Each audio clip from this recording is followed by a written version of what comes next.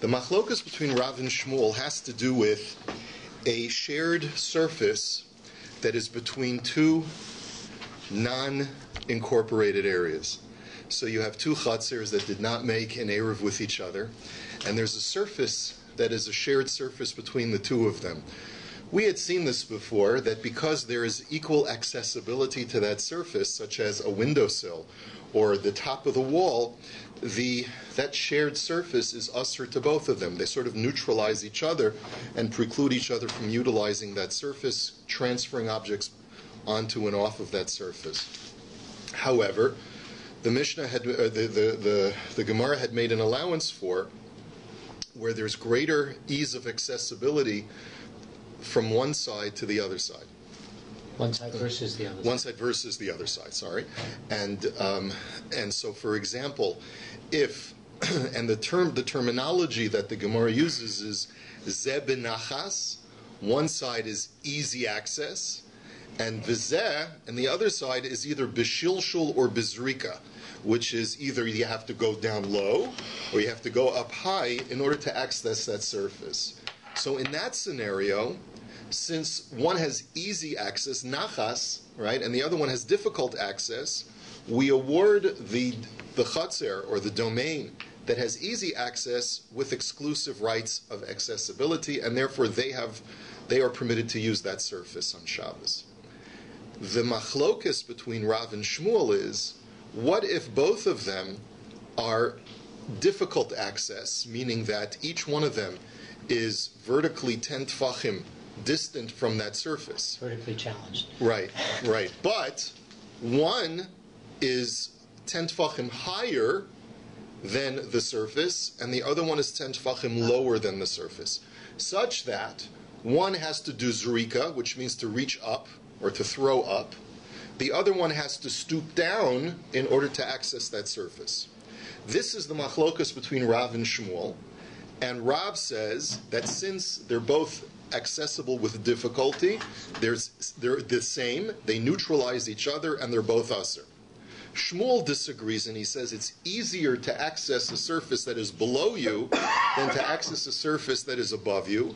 And therefore, when it's zeb bezrika, zeb shilshul, that when one has to go up and the other one has to go down, we award access to the party that has to go down and say that it's exclusively theirs. That's the machlokus we saw yesterday, and we subjected it to the scrutiny of our Mishnah.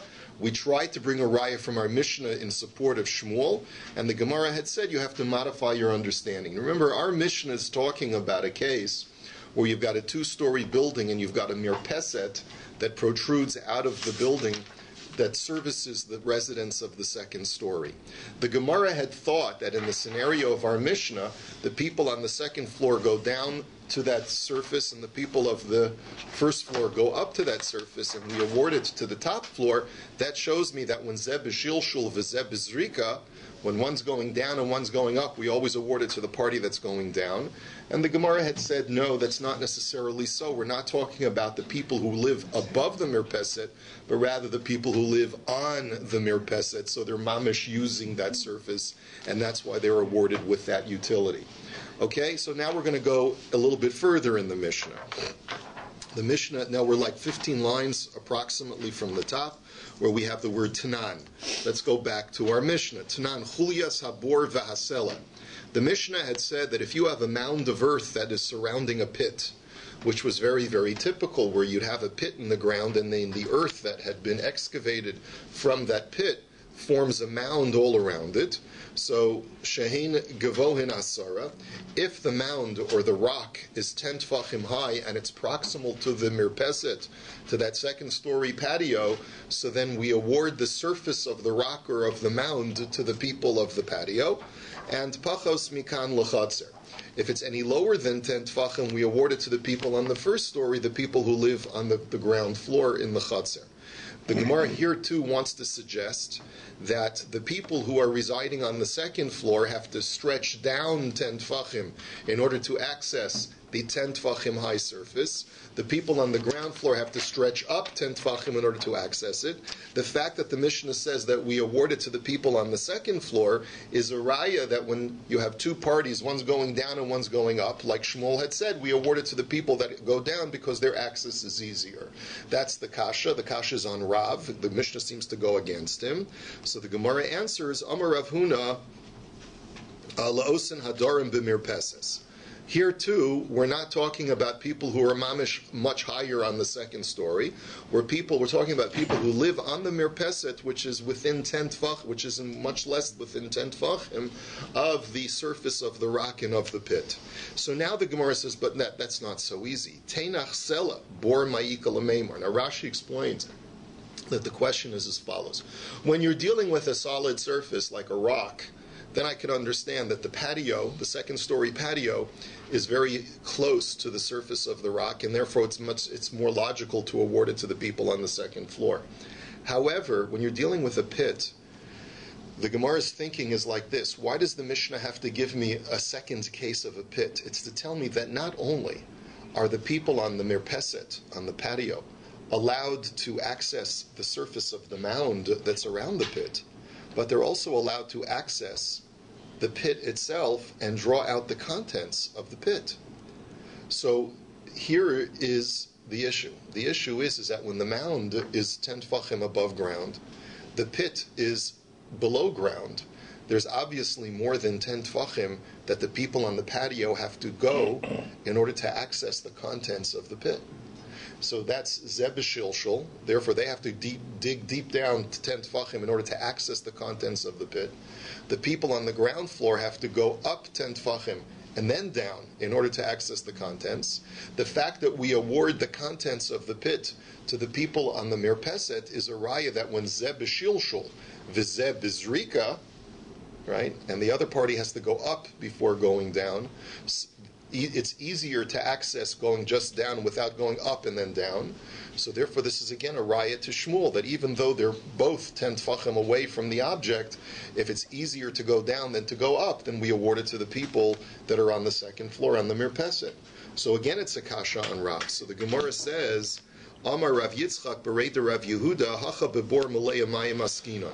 The answer is that we're not talking about a pit where the contents of the pit are below ground or at ground level. We're talking about a pit that is filled with water.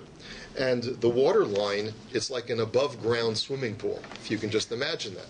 An above-ground swimming pool, the water goes all the way up to the top of the pool, to the top of the mound.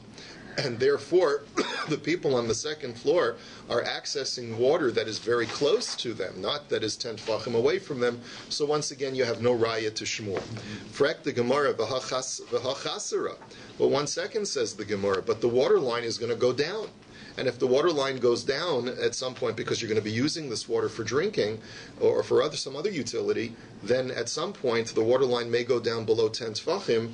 And again, you have the problem of it being distant from you. So again, you should be able to prove from here that when it's zeb shilshul v'zeb zrika, you go like Shmuel and you award it to the people that are b'shilshul. The Gemara answers, Kevin dechimal yasharia ki chasra nami sharia. The Gemara says, no, you're right. It may dip down below 10 tfachim from the access of the people on the mirpeset, but since when when the pool is full, it is within 10 tfachim, we give it to them even when it dips below 10 tfachim. So the Gemara says, Adarabba. This logic dictates just the opposite. Kevin dechi chasra asira kimal yanami asira. We should argue just the opposite. We should say that no, since the water line is very liable to dip below 10 tfachim, then we should asr the water access even when it goes above 10 tfachim, because we should say that according to Rav, zeb shilshul v'zeb zrika, they're both asr, so we should asr the water all the time, even when it's above 10 tfachim access to within 10 tfachim access to the people on the mirpeset. So Ela Amar Abaye says, you're right. We're not talking about an above ground swimming pool, but rather Hacha Babor Malaya Peros Askinon. We're talking about a pit that is filled to the top, bless you, and it is within 10 tfachim, but it's not filled with water, it's filled with produce.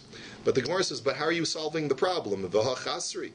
But still, if you're going to be accessing the produce over the course of Shabbos, then the line of the produce is going to dip down below 10 tefachim. So the Gemara says betivla. The answer is that we're talking about produce that has not been tithed, and therefore it's muktzah.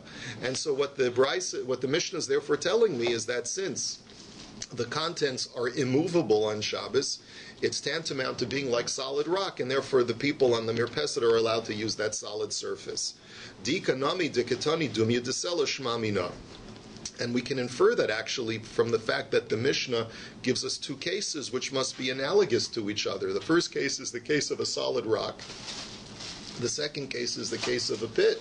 So it must be that the pit is analogous to rock, that we treat it halachically like a solid slab. Because why? Because the contents of the pit are immovable, and therefore they're no different from solid rock. So the Gemara says, "V'lama li lemisna bor, v'lama li lemisna sela." Well, if that's the case, then you have a different question, which is, why state two cases when they're so analogous to each other? They're really the same case. Why did you have to write both cases then?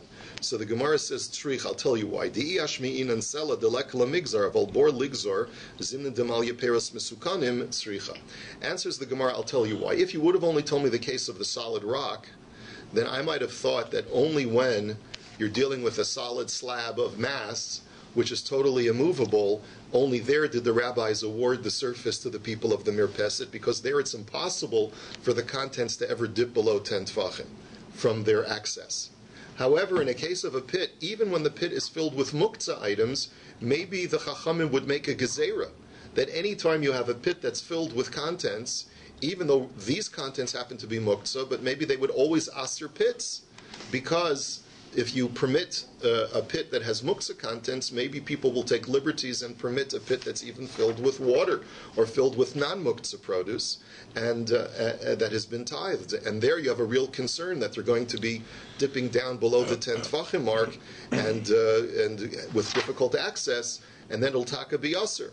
That's what you might have thought, and therefore kamash malan, and therefore says the Mishnah, no, you have both a case of solid rock and a case of where the mound is filled with produce that's muktzah, which is immovable. There too, it's permitted for the people in the mirpeset to use that surface. You don't have to put something on a muktzah object. You can certainly put something on a muktzah object as long as you don't move the muktzahs. It's certainly fine. Yes. You put things on a stovetop, sure. You can put things on a car, absolutely, as long as you don't move it. Yeah. Then why did Rabbi teach the sela if it teaches the case of so Rashi says if you only would have had the case of bor, you might have thought that even when the bor is malaya mayim, then it's mutter. So you need to tell me both cases to tell me that we're dealing with a bor that is dumya desela. Okay. Tashma, come and listen to the brisa. Anshe Chatzer va'anshe Aliyah sheshachachu below Irvu. So here again you have a two-story apartment building, and you have the people of the second floor and the people of the first floor that did not make an eruv with each other. And here you have a situation where there are going to be planks protruding from the wall. Let's say you take a solid piece of particle board and you attach it with some L braces to the wall of the apartment building. You want to create like a stoop, like people put flower pots or whatever it is, okay? So now the question is, who has rights of access to that plank, that surface that is attached to the wall? So it depends. It says, so anshe chatzer mishtamshim basar hatachtonim, va'anshe aliyah mishtamshim basar ha'elyonim. So if the plank is below 10 tefachim, it's the exclusive purview of the people on the first floor, and therefore they can put objects on and take it off. If the plank is above 10 tefachim, then the people of the upstairs have exclusive rights of use. So Ketzad. So what's the case? Ziz yotze min hakoisel lamata me'asara lachatzer lamala me'asara la'aliyah. So that's what the Brisa says. What I just explained. So now the question is, the Gemara says, but let's infer from there had de beini aser. You see that if you have something that is above 10 from the chatzer, but is below 10 from the reach of the people on the second story, who would get it? It would be, no one would be allowed to get it. That's the inference that you can make from the Brisa. The Brisa only allows for something that if it's below 10, it goes to the people of the first floor. If it's above 10, meaning that it's within access of 10 tfachim to the people of the upstairs, it goes to them. But if it's exactly equidistant from the two of them, which means that the people upstairs have to go down 10 tfachim and the people on the below have to go up 10 tfachim, it would be usher to both of them. That's what we're inferring from the Brisa. The Gemara says that this is a raya to Rav. This proves Rav, and it goes against Shmuel, because according to Shmuel, it should be the exclusive purview of the people upstairs, because Zeb B'Shilshul v'Zeb B'Zrika. How do you see that in the words? No, so that's what the Gemara is suggesting, that if you have a 20 tefach wall, then if it's above 10 tefachim, then it's closer to the people upstairs. If it's below 10 tefachim, it's closer to the people downstairs. But if it's in between, the inference is that if it's neither closer to this nor closer to that, then neither gets it. But we know it's a 20 tefachim. That's the assumption that the Gemara is making. Right. So the Gemara that's the piece that seems to be right. So the Gemara says that Amar Rav Nachman Hacha Bekosel Tisha Araskinan. V'ziz yotze mimenu lamata me'asar elazeh b'pesach v'elazeh b'shil shalomala me'asar elazeh b'pesach v'elazeh b'zrika. So the Gemara says no.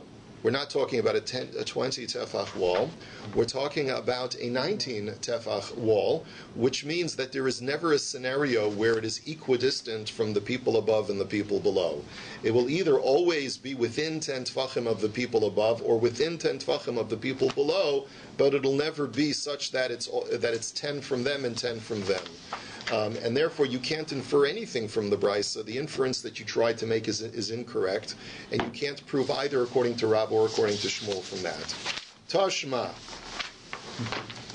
Now, for this case, we need to, if you have your illustrated Eruvin, it's helpful. But I'm going to explain it, so hopefully you'll be able to get the illustration in your mind without having to look at a picture. Shtei gezustro zula maila mizu asula elyona velo asula tachtona shtein asuros ad sheyei arvu. The case is as follows. Remember, we're talking about these planks that are attached to the side of a building, to the side of an apartment building. Now, let's also add that we're talking about a lakefront property. I would say oceanfront property if I was in California, but because I'm in Toronto, I'm going to say it's a lakefront property. Opens up to Lake Ontario or to Lake Simcoe if you're going out to the cottage soon. Machaya, right? And so pasta, so might as well be in California. right? So, or you're in Malibu, okay, so you've got your lakefront property, your apartment building that abuts a body of water. Now, I want to remind you about a halacha that we've learned before. Chachamim said that there's something called a mechitza tluya. A mechitza tluya is an enclosure that is suspended above the water. And just imagine you build a box made out of wood without a bottom to it. And so we said as follows. Normally, to take a bucket and to stick it out your window and drop it into the lake to pull out water would be usher, because you're transferring from a Carmelis into a Rishus Hayachid. That you're not allowed to do on Shabbos. However, what Chazal did make an allowance for is that if you create a box that is somehow attached to the side of your house, and it has no bottom to it, and then and it's 4 by 4, and it's at least 10 tfachim in height, then what you can do is you can lower a bucket through that box into the water, and you view that box as imaginary walls of that box go beyond the 10 tfachim down, all the way down to the bottom of the lake. Does it have to be within 3 or 4 tefachim? No, it doesn't, because we say good achis mechitzda. It's another principle. We say that it once you've got the 10 tfachim wall, it goes all the way down, even if it's above 3 tfachim off the waterline. It goes all the way down from a halachic perspective. The Chachamim made the special kula in this particular case because water is an essential staple, and they allow you therefore to lower the bucket down into the water and pull it up through that box. Okay? So that's the case. Here you have your plank that is attached to the side of your wall.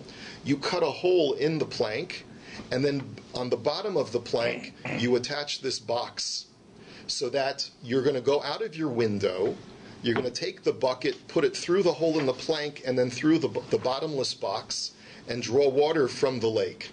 Okay? And that's perfectly fine. There's no problem at all. Now, let's complicate matters a little bit further.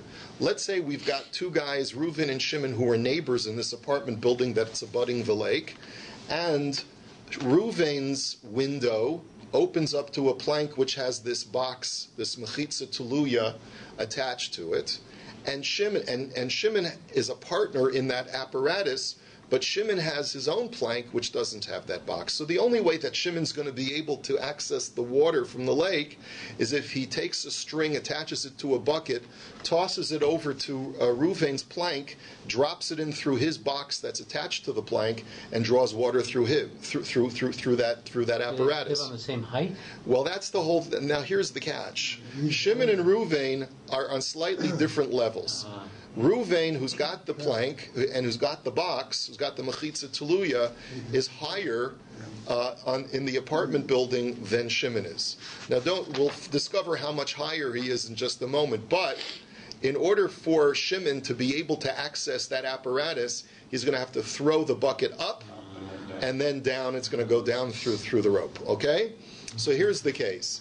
So shtei gezustru zula maila mizu.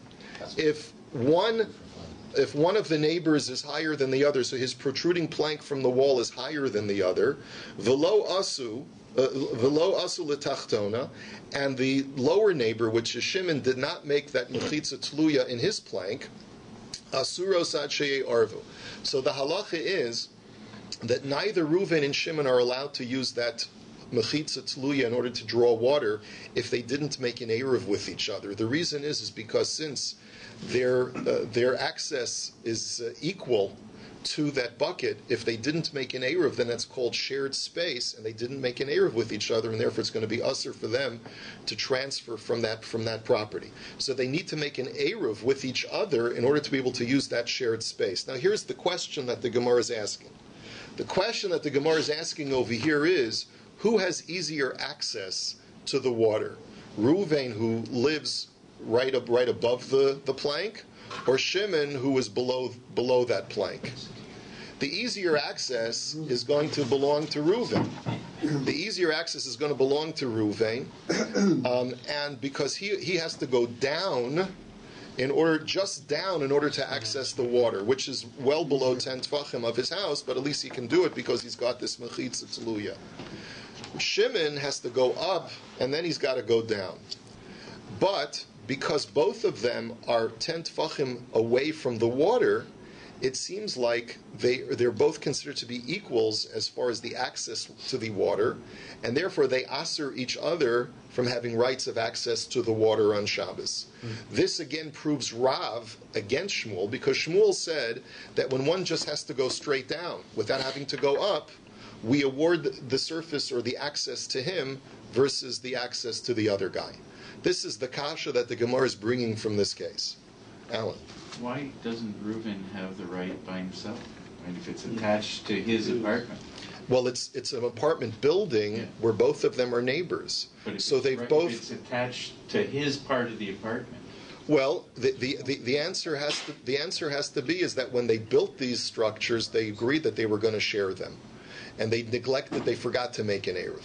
That's what you have to say. Because it's attached to the building, they have joint rights. Because it's over Carmelis. That's right. Because they have joint rights. They have joint rights. It was agreed upon that they have joint rights to the.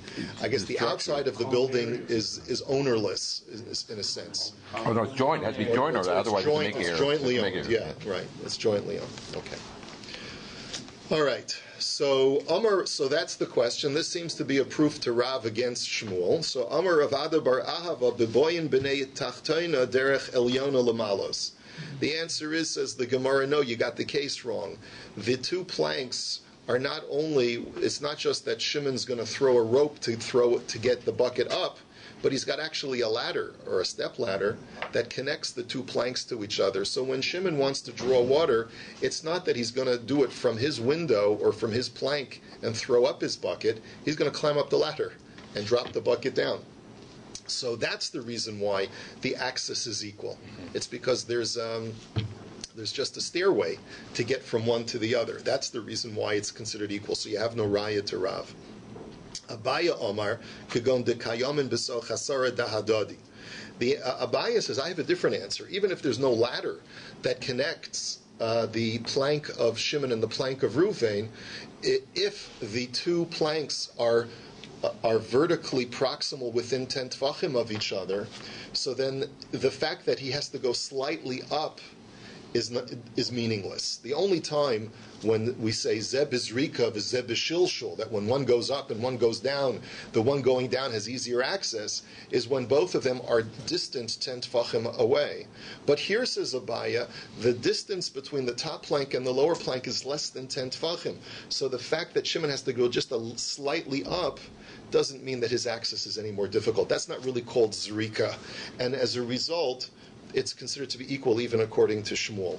And the Gemara says, therefore, what's the chiddush of the Brisa? He says, v'lo mi baya ka'amar. It's telling me a chiddush as follows. Lo mi baya asu l'tachtona v'lo asu le'elyana da'asiri de'keven de'begavyo da'hadadi kayamin asrana hadadi.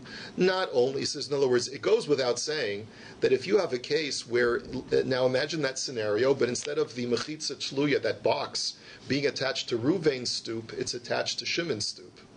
So there, in that case, then certainly, since both of them have to go down to access the water, and they're both within 10 tefachim vertically of each other, then surely neither of them can access the water since they didn't make an eruv with each other. But ela afilu asu le'elyana v'lo asu le'tachtona. But even in our case, where the mechitza tluya, that box, is attached to Ruvain's stoop and not attached to Shimon's stoop. Salka daita chamina kevin de lazeh ben achas velazeh bekasha leis velazeh shetashmisho ben achas kamash malon. You might have thought that since Shimon has a little bit more difficulty because he's got to go slightly up and then go down, you might have thought that we should award it completely to Ruvain and give him rights of water access, even when they didn't make an eruv. So therefore, the chiddush of the brisa is that kevin de begava sarakayom in asra nahadadi, that since it's within 10 tefachim, that slight amount that Shimon has to ascend before going down to get the water is meaningless, and therefore they're considered to have equal accessibility to the water, and therefore they aser the water access upon each other. Neither of them can access the water. And the Gemara now points out, Hada Amar of Nachman Amar Shmuel, this principle that when something is vertically less than 10 tefachim apart, that distance is considered to be negligible and unimportant, is actually supported by another statement that Rav Nachman made in the name of Shmuel. And by the way, I should point out that the illustration of this case, I have two books that have illustrations, that have drawings of what the cases are in the Gemara.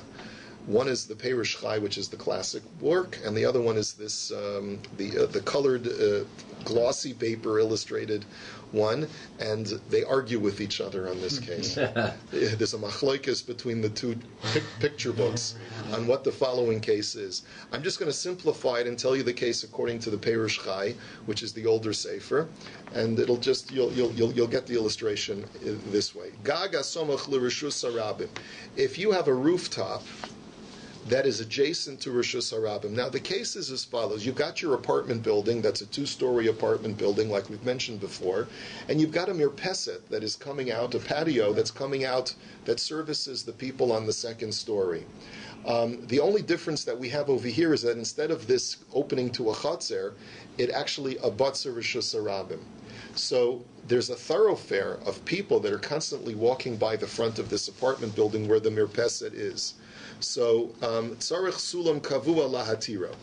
Let's say the people on the 2nd story who walk out onto the mirpeset want to be able to use the rooftop as a utility surface. In order for them to sort of reserve rights of exclusive utility, they have to affix a ladder from the mirpeset to the rooftop. If they don't affix a ladder from the mirpeset to the rooftop, then since the public has access to the rooftop, it is considered to be a Rishus Harabim as well, and you would therefore not be allowed to carry or transfer items from the rooftop to the mirpeset. Sulam kavua in, sulam arai lo. And therefore you see, now what's the reason? What's the diuk? It's got to be a fixed ladder that's attached from the mirpeset to the roof. But if it's just a temporary ladder, that's not considered to be enough of an indication that the people of the Mirpeset want exclusive rights of utility of the rooftop. Now, my time, what's the reason? L'chora, the rooftop is clearly higher than 10 tvachim. So why would you consider that to be a surface that is used by the public? The answer is mishum dekevin debeso chasara dahadadi kayami asra nahadadi. The answer is because we're talking about a case where the mirpeset is below 10 tfachim from ground level. So therefore, since the public could theoretically climb up to the mirpeset and from there gain access to the roof, we therefore say that the fact that there's less than 10 tfachim distance between the mirpeset and the public thoroughfare makes it as if the mirpeset becomes a rishus harabim. And once the mirpeset becomes a rishus harabim, then the rooftop utility will belong to the masses. How do we obviate that problem? We affix a ladder between the mirpeset and the rooftop to make a statement saying that only the people who live on the second story of this particular building want rights of use of the rooftop. It's a ladder for private use. They're right. They've designated that it's for our private use. The Gemara wants to say, therefore, that what you see from this illustration, what you see from this case, is that when something is below 10 tfachim or within 10 tfachim of a surface, that it has the same din as that surface. When a mirpeset, when a patio is within 10 tfachim of a rishus harabim, then the patio itself will have a din of rishus harabim unless I indicate otherwise. Even though it's private property. Even though it's private property, yeah. But that doesn't negate the proximity to the rishus harabim, even affixing a permanent ladder. So the question that we can ask is, which I don't have real clarity on, is how does just affixing a ladder negate the fact that this mirpeset is a rishus harabim? The answer has to be that, I guess maybe the Chachamim said, when you make a hecker like that, or when you demonstrate that you're sort of, maybe the affixing of a ladder sort of demonstrates that you're segregating yourself from the rest of the thoroughfare and you're attaching yourself to the roof and separating yourself from the rishus harabim. It's not clear to me, and that could be why the other book has the illustration slightly different, where you're dealing with two split levels and you're dealing with two different surfaces, and where the bnei aliyah actually have to go down to a gag instead of going up to a gag. You see, the word gag really is a rooftop, which is why the older versions of the book deal with it as a rooftop of that building. The later book talks about it as being a rooftop of a lower building that's adjacent. But anyway, I don't want to complicate the case. In any event, that's what we're trying to prove, is that unless you do something to demonstrate otherwise, something that's within 10 tfachim of a surface has the din of that surface, and therefore the distance is negligible. So the Gemara says no. V'dilma, so Maskif Rav Papa challenges that premise. He says, V'dilma kisharabim mekasvim alav bekumsa v'sudra. Says Rav Papa, no. Maybe we're not dealing with a mirpeset that is within 10 tfachim of the street. Maybe the mirpeset is higher than 10 tfachim off the street, and therefore the roof is well above 10 tfachim off the street. Why then would you say that unless you do something demonstrable that the Rabbim are going to have access to the rooftop and therefore it becomes problematic for me who lives in the apartment building? I'll tell you why. Because normally we say that anything that's higher than 10 tfachim is outside the purview of the people who are of that distance away. But that's only true when we're dealing with heavy objects. And this really sort of helps clarify the whole issue of 10 tfachim. Because when we said that it's harder to lift something up 10 tfachim than to lower something 10 tfachim, we had a little bit of difficulty understanding why that should be. So the Gemara really clarifies.